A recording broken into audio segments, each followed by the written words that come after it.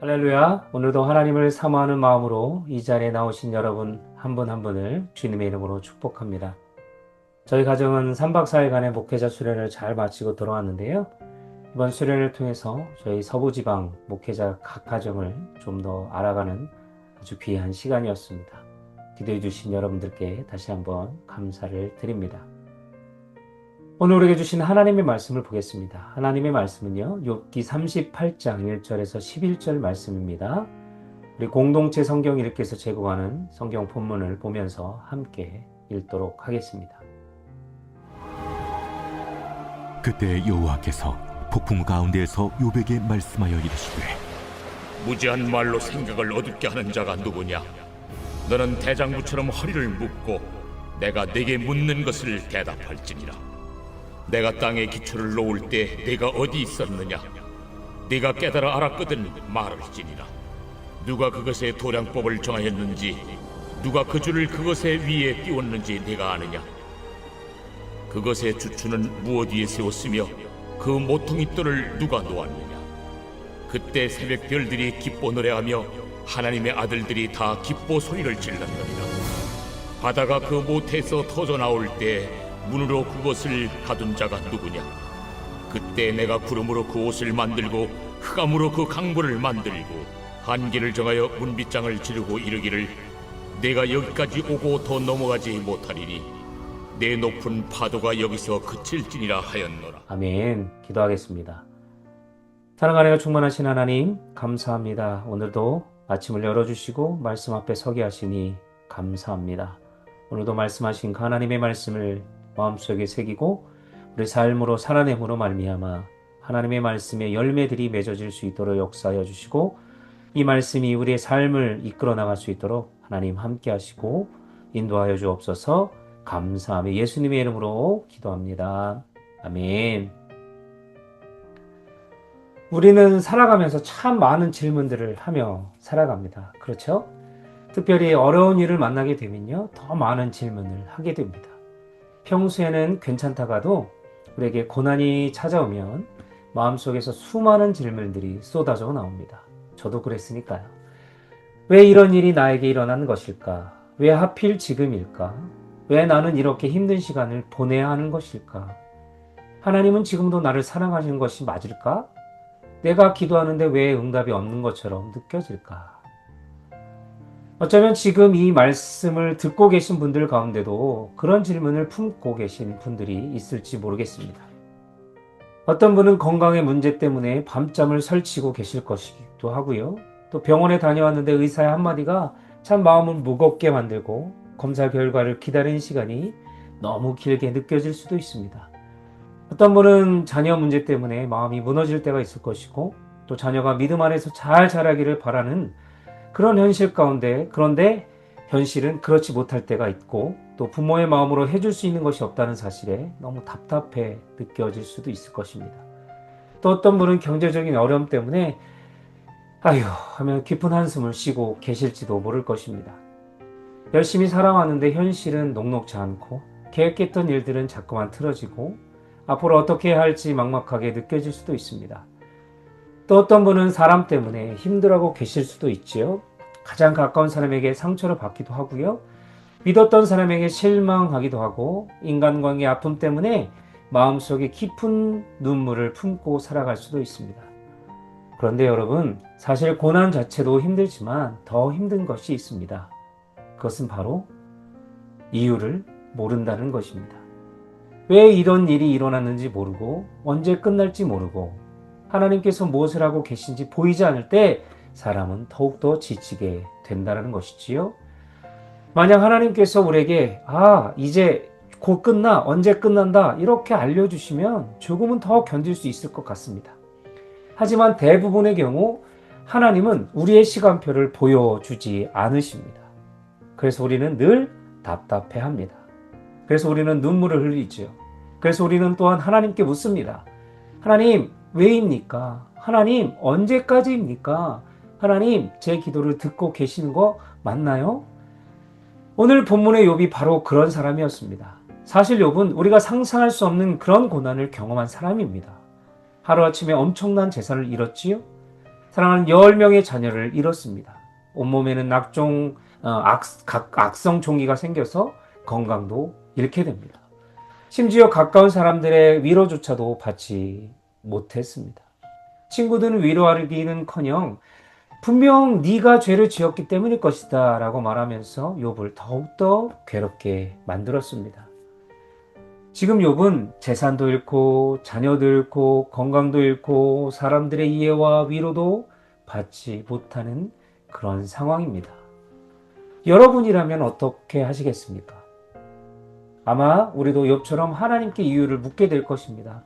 하나님, 왜입니까? 왜 나에게 이런 일이 일어납니까? 도대체 제가 무엇을 잘못했습니까? 하나님, 이유라도 좀 알려주십시오. 그런데 더 답답한 것은 하나님께서 오랫동안 침묵하셨다라는 사실입니다. 욥은 계속 하나님을 찾고 있는데 하나님은 아무 말씀도 하지 않으시는 것처럼 보였습니다.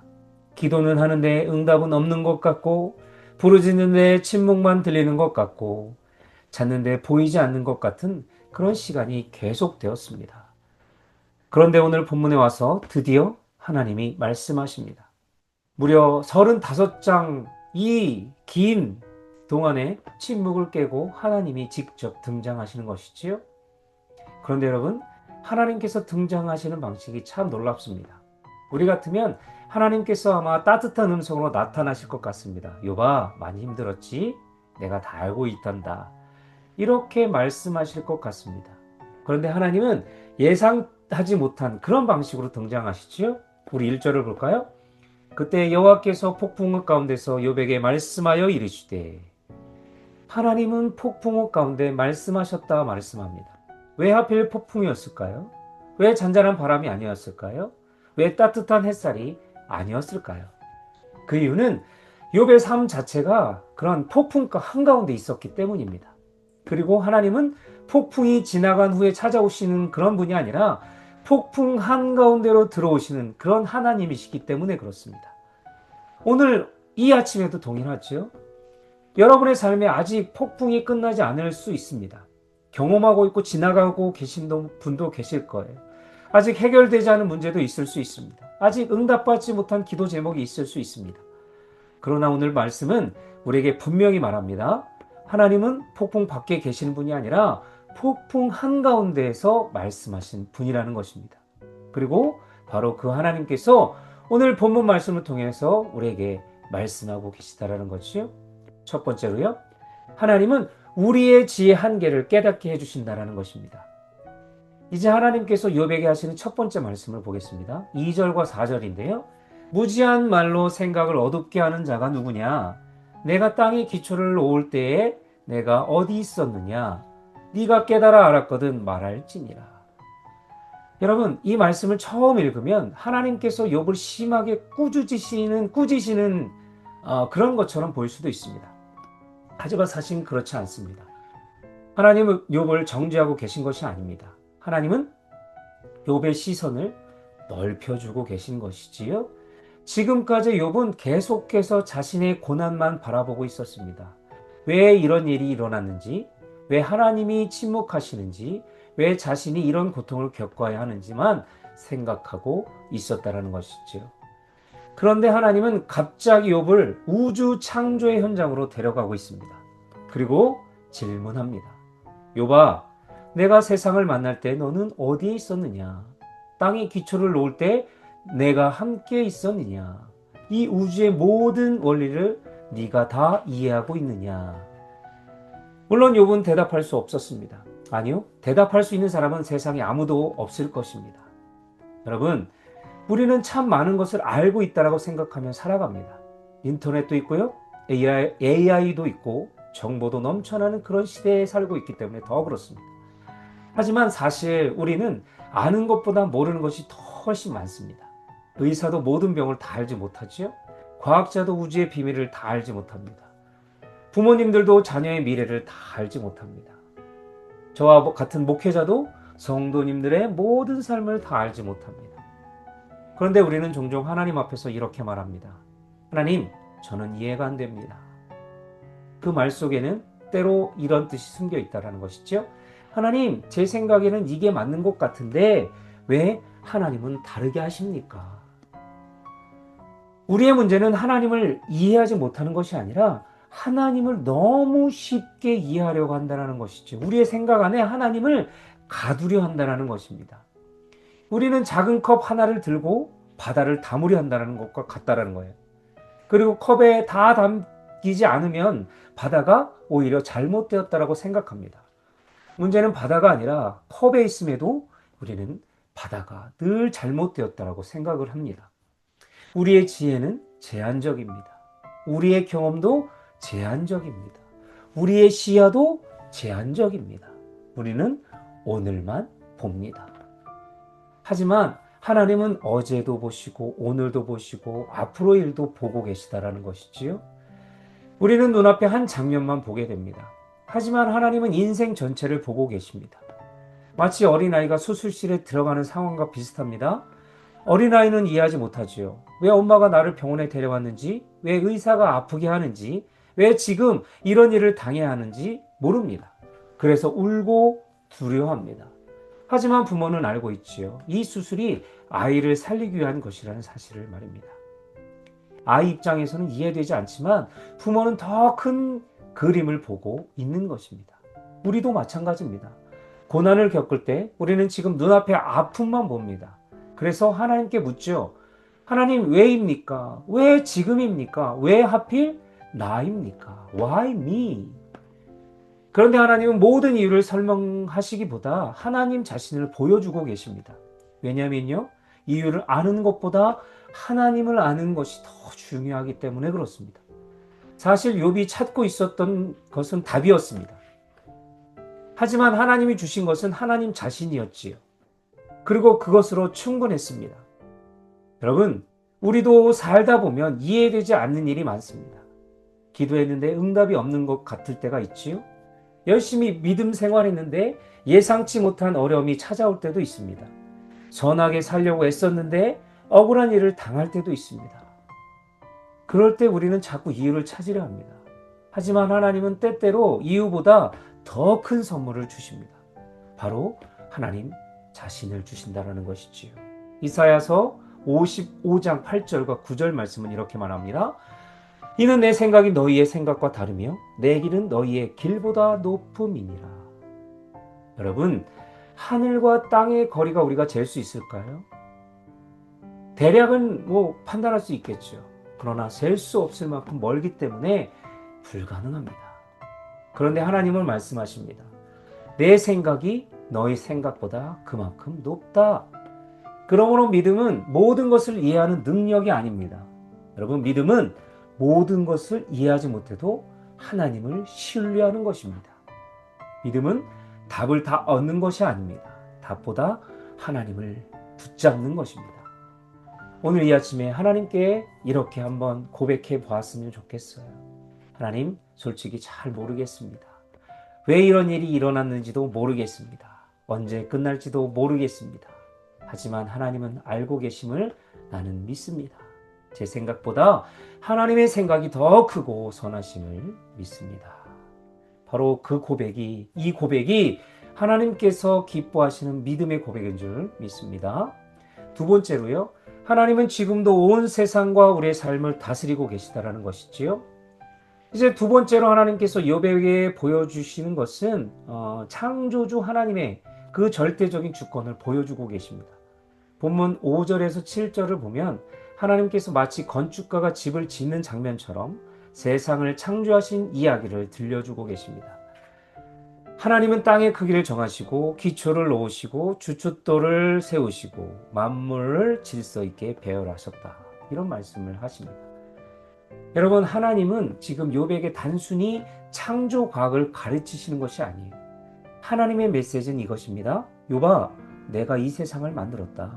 그리고 지금도 내가 다스리고 있다. 너는 너의 인생이 무너진 것처럼 보이지만 사실은 내 손 안에 있단다. 우리는 종종 하나님께서 내 삶을 놓치신 것처럼 생각할 때가 있습니다.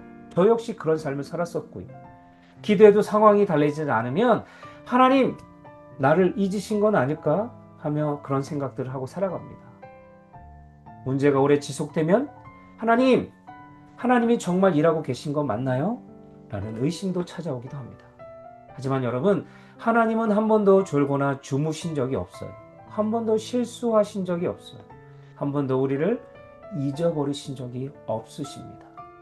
시편 121편에서는 이렇게 말합니다. 이스라엘을 지키신 이는 졸지도 아니하시고 주무시지도 아니하시리로다. 여러분이 잠든 밤에도 하나님은 일하십니다. 우리가 보지 못하는 순간에도 하나님은 일하십니다. 우리가 이해하지 못하는 상황 속에서도 하나님은 일하고 계십니다.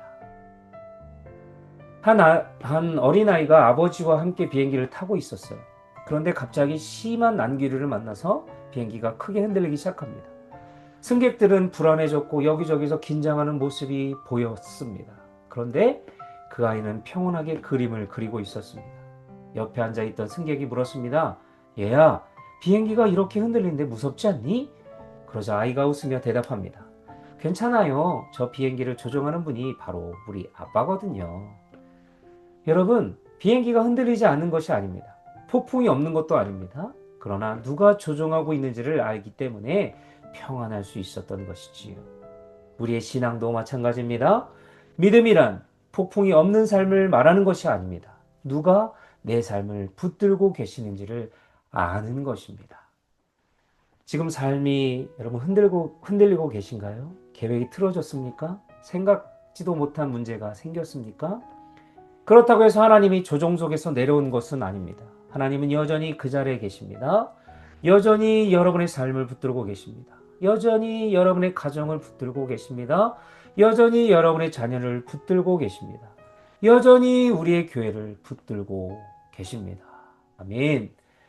우리는 흔들릴 수 있습니다. 하지만 하나님은 흔들리지 않으십니다. 우리는 불안할 수 있습니다. 하지만 하나님은 결코 불안해하지 않으십니다. 그러므로 환경을 여러분 바라보지 마십시오. 환경보다 크신 하나님을 바라보시길 바랍니다. 여러분 문제를 바라보지 마십시오. 문제보다 크신 하나님을 바라보시길 바랍니다. 그 하나님께서 지금도 우리의 삶을 다스리고 계십니다. 아멘. 세 번째로요, 하나님은 고난의 한계를 정해두셨습니다. 이제 하나님은 바다의 이야기를 하고 계십니다. 본문 8절부터 11절인데요. 특별히 11절을 보겠습니다. 이르기를 네가 여기까지 오고 더 넘어지지 못하리니 네 높은 물결이 여기서 그칠지니라. 여러분 이 말씀 정말 놀라운 말씀입니다. 바다는 인간이 통제할 수 없는 그런 존재죠. 조금만 날씨가 변해도 거대한 파도가 일어납니다.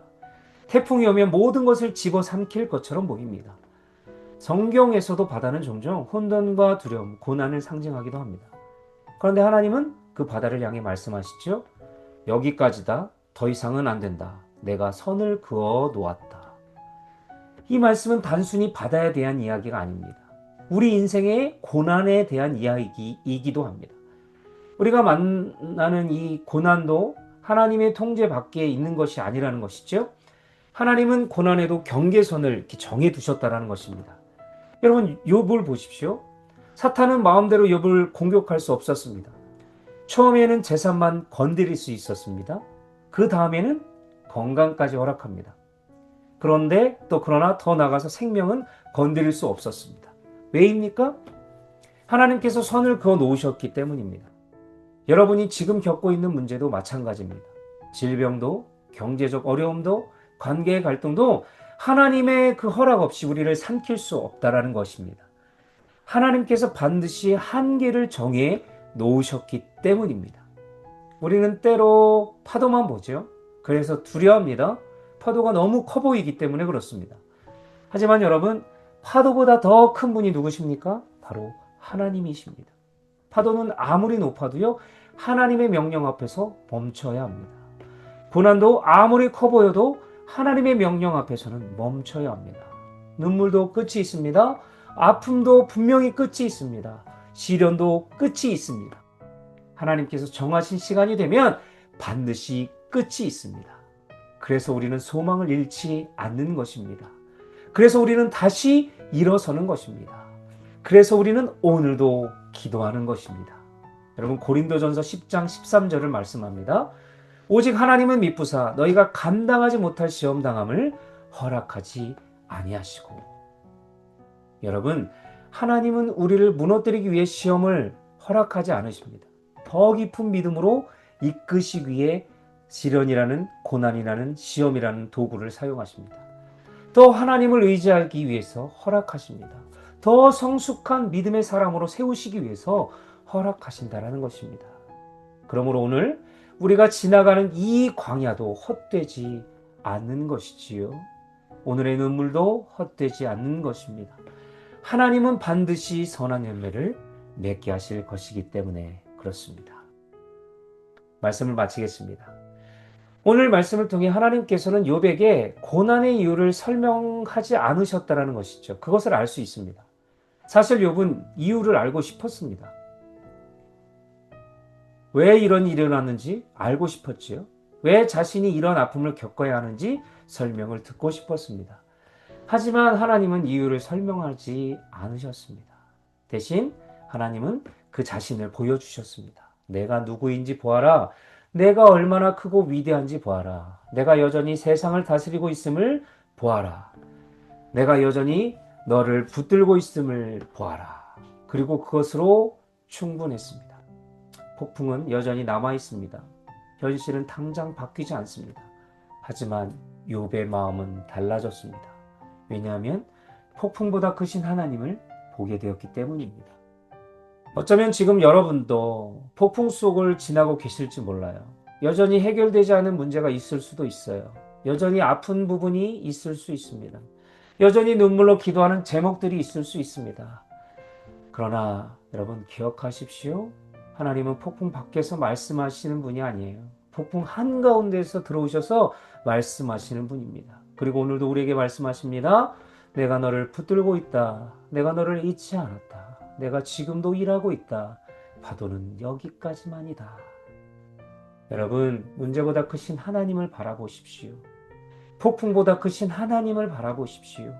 이유를 다 알 수 없어도 하나님을 신뢰하십시오. 답을 다 얻지 못해도 하나님을 붙드십시오.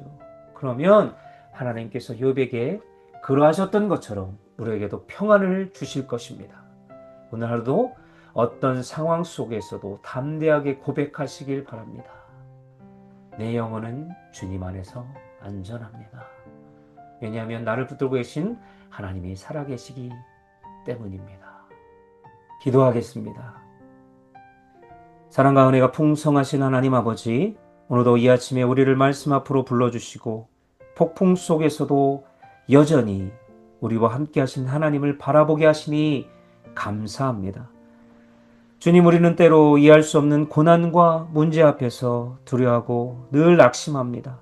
그러나 오늘 말씀처럼 우리의 생각보다 크신 이 하나님, 온 세상을 다리시며 우리의 삶까지 붙들고 계신 하나님을 더욱더 신뢰하게 하여 주옵소서.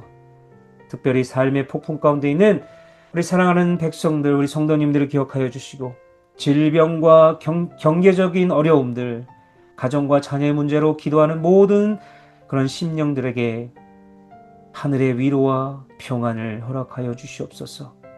파도보다 크신 하나님을 바라보게 하시고요. 어떤 상황 속에서도 내 영혼은 안전합니다 라고 고백하는 믿음을 갖고 살아갈 수 있도록 역사하여 주시옵소서. 오늘 하루도 주님께서 우리의 걸음을 인도하시고 보호해 주실 것을 기대하며 우리 구주 예수 그리스도의 받들어 간절히 기도합나이다. 아멘.